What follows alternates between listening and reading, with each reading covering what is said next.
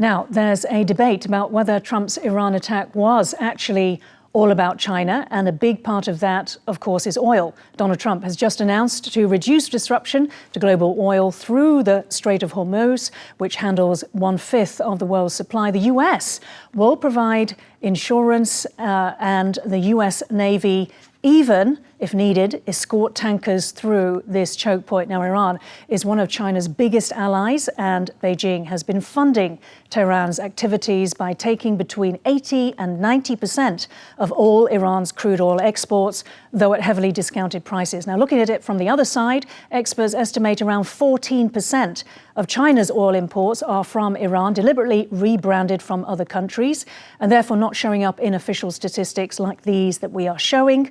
But when you add up China's Gulf country imports, that's Saudi Arabia, Iraq, UAE, Oman, and Kuwait, or 41% of Chinese imports, then adding the 14% from Iran, this brings the percentage to well over 50%, severely affecting China's energy security. So bringing Ilan back in from Washington. So does the Iran attack hit China where it hurts?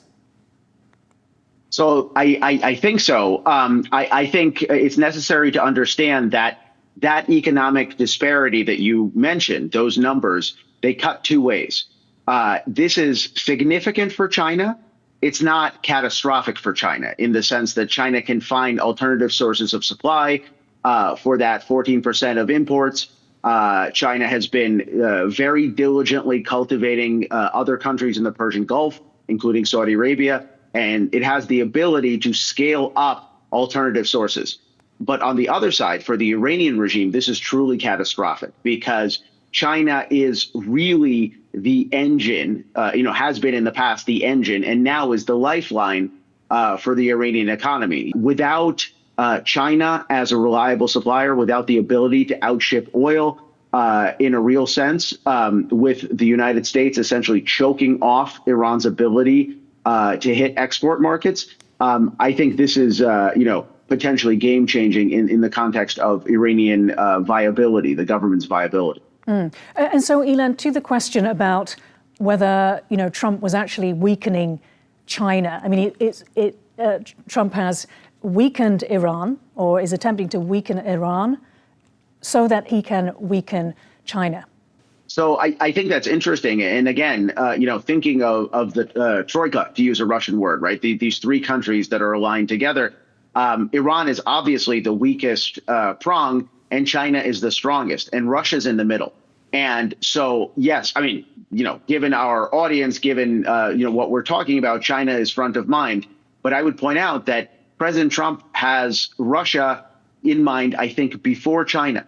And the reason I say that is because the president has outlined a June deadline for a cessation of hostilities between Moscow and Kiev. And so my sense is that for the advisors in the White House, the near-term objective is to reset the table and to convince Vladimir Putin that the United States is serious and is not to be trifled with. I think the knock-on effects of that, the knock-on effects of greater credibility, rebound into the Indo-Pacific as well. So it appears to be a strategy that works on many different levels. Gemon, just if you could comment about this, the Sun Tzu strategy, disrupt or break the enemy's allies, because we had the example of Venezuela, now Iran, and Ilan mentioned Russia, of course. I mean, this CRINC, which is the axis, authoritarian or axis of evil, given that China has now, as you said, not stepped up to help these allies, is it effectively dead?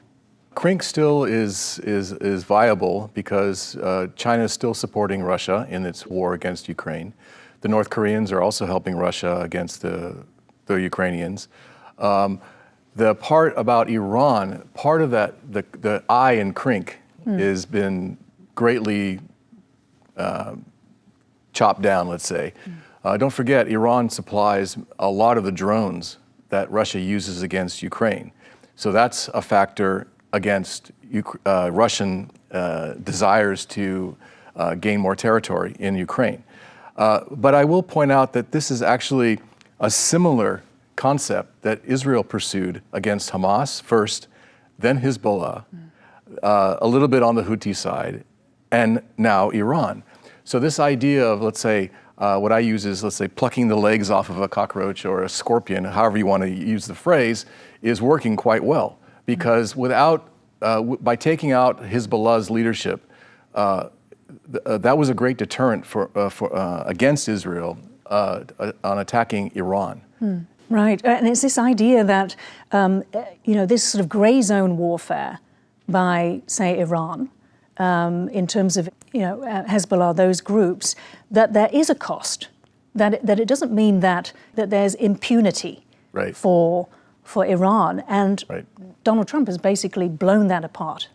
Right, and I think from China's and Russia's point of view, it makes them think about what they're doing around the world, because China is also doing similar activities by disrupting a lot of countries that are allies of the United States. So I would say in the big scheme of things, the idea of taking apart, as you mentioned, Sun Tzu, removing the allies and the support system of your enemy is quite effective. And it could be also, another way of putting it is divide and conquer, what the Romans did. And that could be the strategy, the counter strategy that the Chinese use, going back to the three wars strategy, which is creating conflicts around the world to dissipate the U.S. ability to respond to a Taiwan crisis.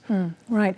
Ilan, bringing you back in, this idea, though, of Iran being China's greatest ally in the Middle East. I mean, there's people that dispute that. Lucy Greer, Esfandia Batman-Halage, they point out that despite the much vaunted, 25-year agreement between Iran and China, very little investment has come Iran's way, and the Iranians are frustrated about this. They say that Iran's value to China is massively overstated, and that China actually is concerned more about relations with Gulf nations. What do you say to that?